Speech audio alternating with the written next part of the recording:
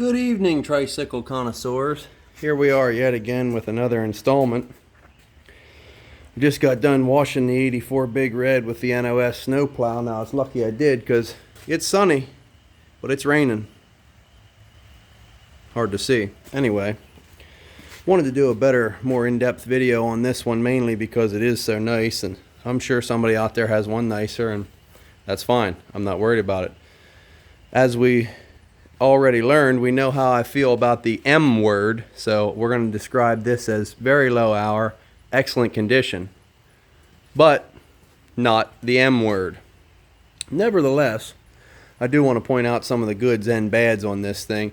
I got this back in 2014, about hour and a half from where I lived, and at that time these weren't really bringing huge money, and I really thought I was overpaying for it. Now, it didn't have the plow with it, but at the time I was studying, I found out these were optional accessory. It's got the optional accessory speedometer, and it was at 1154 when I got it, and now it's at 86, so it's just over 30 miles I put on it myself since 14. Overall, really nice shape, and there ain't a whole lot of damage. Now, I'm going to get into these things that are wrong with it that bug me, because most of them were self-inflicted. But nonetheless, I'll just give you an overview of, you still got the plastic coating there on the levers. Little parking brake sticker still there. Original cables. And this speedometer cable actually says 84 200 200E. That's the kind of cool stuff you just don't see a lot of unless you see an original speedometer kit, and they're just super pricey. Now, Blue Line decals, Mr. Bruce will ask you if you order a Big Red kit. Some of these said all-terrain cycle and some of them said ATC, or what did they say? Oh no, they said Honda. These are both 84 Big Reds and they're both correct. This is my old beater. That one says Honda and this one says all-terrain cycle, so probably cheaper to make a sticker that said Honda than all-terrain cycle. And some of the other ones said Honda. That crossbar was pretty close to the same size on 200ES, 200E, 200S. A lot of the ones that they would have stuck a sticker there, it's easier to make a Honda sticker across the board. But anyway, some more cool stuff. This still has the bushings here. Usually these all crack and break and fall out and this thing rattles. The rubbers are intact here. I have them loose so they don't tear. And these are little bumpers that go up inside there. Keep that from banging around. So when it closes, nice. And look at that, it stays up on its own because the bushings are still in good shape. Now, like I said, I'm not trying to tell everybody I have the nicest one in the world, and that's the other thing that bugs me, because you hear these ones that are described in super low hour, excellent condition, yada, yada, yada. And then they proceed to say, well, we wet sanded the tank, re-cleared it, buffed the fenders, full decal graphics kit replaced, coated the inside of the tank, rebuilt the carburetor, new tires, buffed this, polished that, steam cleaned this, blah, blah. And it's like, if it was that nice, why did you have to do all that work? What's with the laundry list of new parts you had to put on it? It should have been that nice, and you shouldn't have had to do nothing but wash it, which is what I did here. So that's right up there with the poorly described units that you see a lot of. They rattle off this laundry list of new parts and then they try to tell you it's all OEM and perfect condition, and it's not. Why did it need all those new parts? But I digress. Now, this is something that's really cool, and I haven't confirmed this with Preston or anybody, but I don't know what that wax marking is. It looks like a upside down 14.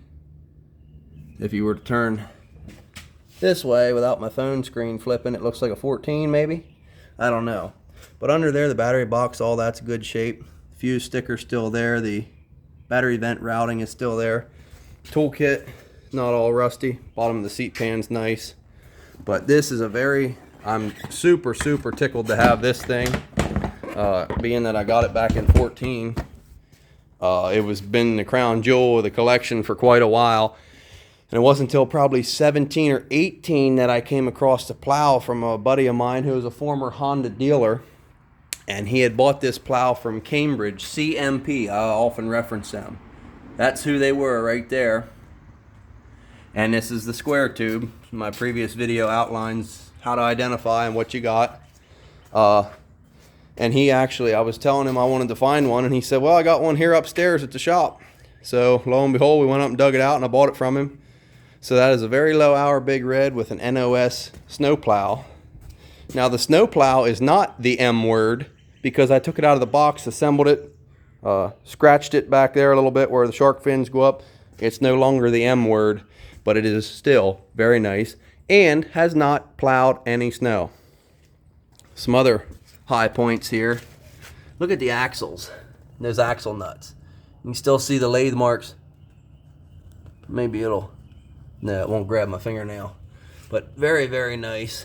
Rear housing's in good shape. The hitch sticker, little bit of rust and stuff here. Again, like I said, it's not perfect. There's some pitting on the grab bar there. I'm probably the most critical of my stuff as well as your stuff that anybody will ever be. Some of these screws got a little rust in them. I might as well just get to the bad parts. These rusty screws here. This decal is peeling now. Blue Line makes dead on perfect replicas of these, and he does a good job, fair price. But that sticker is still mostly there. If I peel that off and put another one on, somebody says, oh, that sticker's new. They don't know how bad a shape the old one was in. That's why it pains me to change stickers. That's probably why these are going to stay like that. Now the ProLinks weren't there. Those are Blue Lines. I put them on. But these are original and they're all tore up and the edges are peeling and whatnot. But we're not talking about that one. Some other things here. There's a little bit of corrosion and stuff down and around here. The brake anchor pin's rusty. A little bit of corrosion on the brake shaft and stuff like that. Like I said, it's not perfect, but I'm exceptionally tickled to have it. It does have the capacity sticker on the front rack. Does not have it on the rear, but you can see they must have put it on while the paint was still wet. And it's like imprinted in there with the glue. So you can kind of read it about the maximum load and whatnot. So that's pretty cool. What else is wrong with this thing? Oh, this tire. This I just did last night. Put the NOS tire on that I had.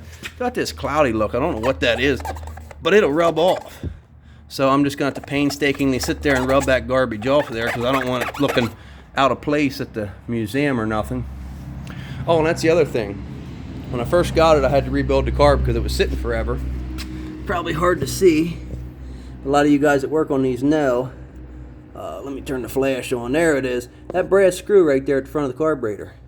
That had backed out or was taken out. I didn't know it.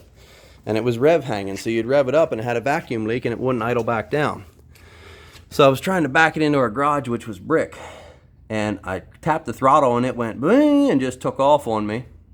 And just as I grabbed the brakes, this touched the brick. And man, did that upset me. And then, once we moved from that house, I was in a 12x16 shed.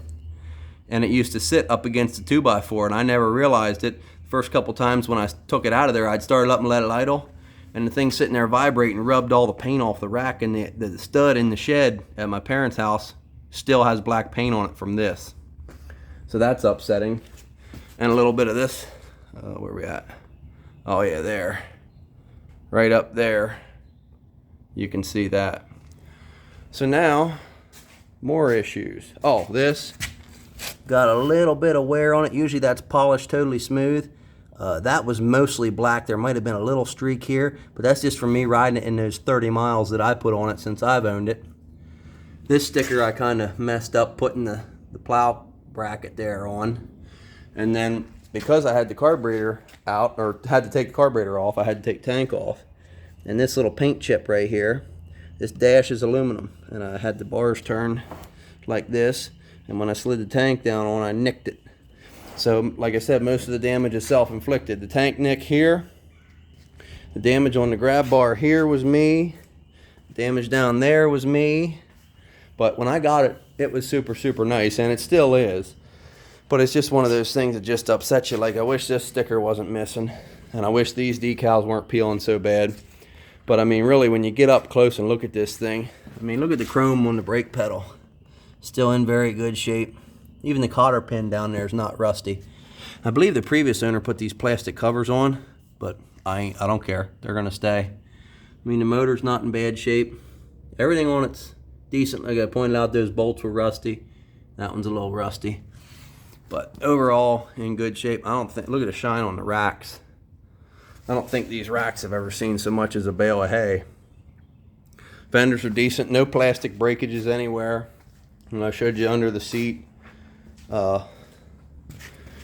Recoil's in decent shape. Shifter's not all pitted and falling off. Foot pegs work smooth. And now we'll see if we can listen to it run a little bit. Oh, listen to that purr. Like a 30-some-year-old Japanese sewing machine. And of course the gas tank is super, super beautiful inside, like new.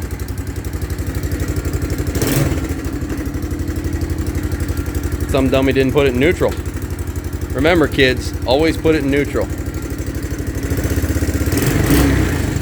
The decompression and warning stickers are still on the gas tank. I think the reverse light works too. Oh yeah, it's not charging because the battery's dead. Yeah, there it is. So that's my Big Red. And like I said, it was the crown jewel of the collection. Now the 81 250R is fairly nice, and I do like it. And I'm kind of torn as to which one's the better of the two. The 250R or the Big Red. Now, a lot of Big Reds were owned by older people that were 40, 50, 60 years old, did lawn work, and there was way more of these produced. So even though this is in what you would consider rougher shape than this, there's more of these out here like this than there are these. So for in terms of rarity, stink bug, get out of here. In terms of rarity, I would say the 250R is the better one to have.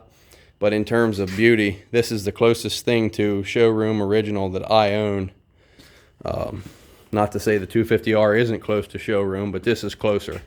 So that's a decent overview, and definitely more in-depth than I have been on this model yet. So this one will be up at the AACA Hershey Auto Museum, May 21st through October. Check their website out. There is some kind of motorcycle swap meet thing going on, so if you can hit both events at once, walk around, buy something, then take a tour of the museum and check out everything you see here that's covered, and then this one that's not covered because it's going right like it is. So that's where we are, and that's where we're going. We'll catch you next time.